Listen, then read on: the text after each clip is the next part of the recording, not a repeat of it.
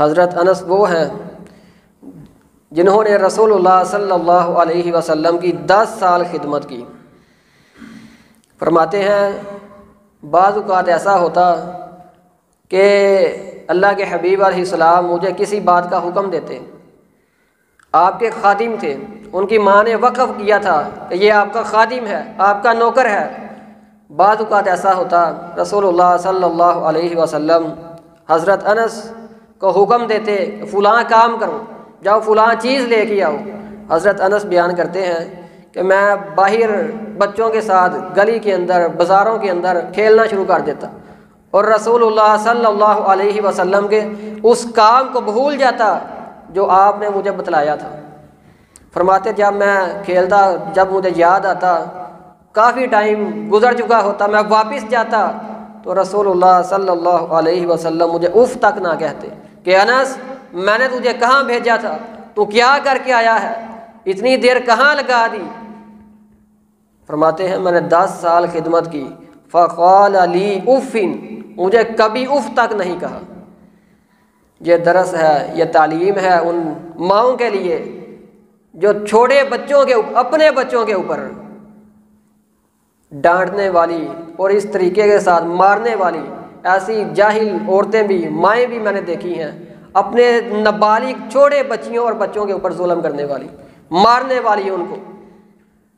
تو یہ تعلیم رسول اللہ صلی اللہ علیہ وسلم کی نہیں۔ جو بچہ ابھی سمجھتا نہیں، سمجھ نہیں سکتا، ابھی اس کی وہ عمر نہیں کہ اسے ڈانٹا جائے یا اس کی تربیت اس لحاظ سے کی جائے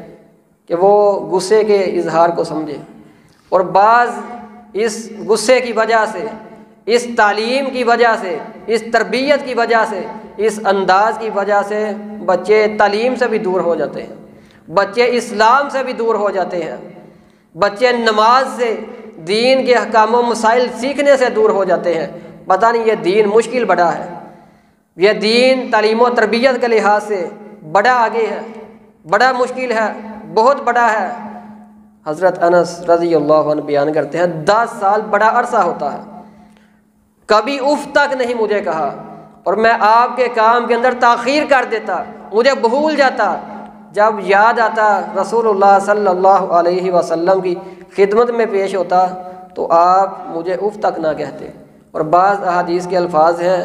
اگر مجھے کوئی اور ڈانٹتا کہ تجھے نبی نے کام کے لیے بھیجا تھا، محمد الرسول اللہ صلی اللہ علیہ وسلم نے اپنے کام کے لیے بھیجا تھا، کیا کر کے آیا تو رسول اللہ صلی اللہ علیہ وسلم،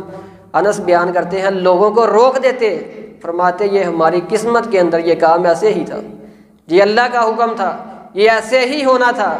تو خود بھی رسول اللہ صلی اللہ علیہ وسلم خاموش ہوتے اور دوسروں کو بھی روکتے۔ تو یہ ہمارے اسلام کا حصہ ہے، ہمارے دین کا حصہ ہے۔ لَقَدْ كَانَ لَكُمْ فِي رَسُولِ اللَّهِ أُسْوَةٌ حَسَنَةٌ، یہ ہمارے حبیب نبی علیہ الصلوۃ والسلام کی اسوہ کا حصہ ہے۔ اللہ نے نبی علیہ الصلوۃ والسلام کو مبعوث اسی لیے کیا کہ آپ لوگوں کی تعلیم، تربیت، خود ایک آئیڈیل اور نمونہ بن کے لوگوں کو کر کے دکھلا دیں۔ اسلام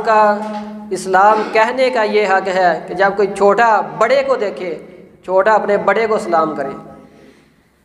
اور سوار شخص پیدل چلنے والے کو سلام کرے۔ لیکن بعض اوقات رسول اللہ صلی اللہ علیہ وسلم بچوں کے پاس سے گزرتے، بچوں کو سلام کرتے، بچوں کے سر پہ دستے شفقت رکھتے اور ان کے لیے دعا کرتے اور بچوں کے ساتھ سلام میں پہل کرتے۔ بعض لوگ، ان کا عقیدہ، ان کا نظریہ یہ ہوتا ہے کہ میں بچے کو سلام کروں، وہ تکبر کرتے ہیں۔ جان لیجئے یہ بھی ایک تکبر ہے کہ آپ بچوں کے پاس سے گزرے، یا جو بندہ آپ سے عہدے کے اندر چھوٹا ہے، آپ کا ملازم ہے، آپ کی فیکٹری میں کام کرنے والا ہے، آپ کے نیچے کام کرنے والا ہے، آپ باہر سے آتے ہیں، وہ بیٹھا ہوا ہے اور آپ چاہتے ہیں کہ وہ میرے آنے پہ کھڑا ہو جائے، مجھے سلام کرے، تو رسول اللہ صلی اللہ علیہ وسلم اپنے ماتحت لوگوں کو سلام کیا کرتے تھے۔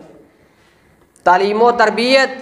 یہ ہمیں رسول اللہ صلی اللہ علیہ وسلم سے ملے گی۔ ان کے سلام بھی کہتے، ان کے لیے دعا بھی کرتے، اور ان کے سر پہ دستے شفقت بھی رکھتے بچوں کے ساتھ۔